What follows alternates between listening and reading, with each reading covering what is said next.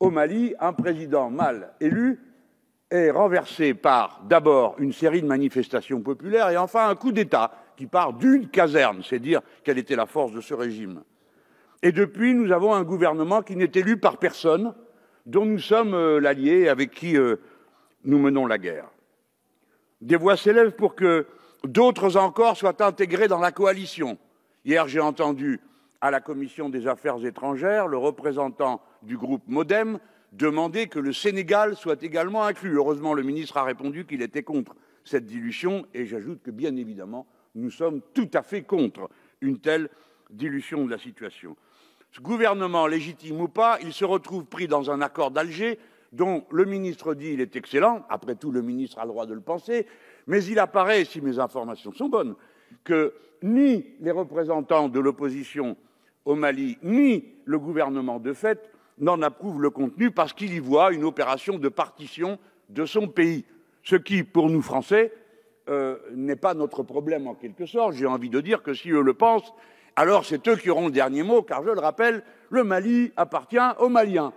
Et avant que l'on se pose des questions sur ce que sont nos intérêts, il est bon de se demander, des fois, par fraternité, par égalité de considération, quels sont ceux des Maliens, et le mieux est de le leur demander à eux-mêmes par une consultation démocratique.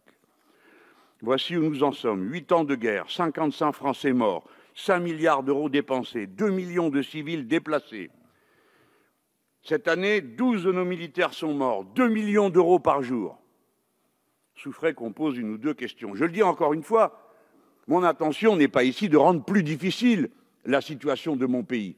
Ce n'est pas l'objectif. L'objectif est d'interroger et de faire entendre.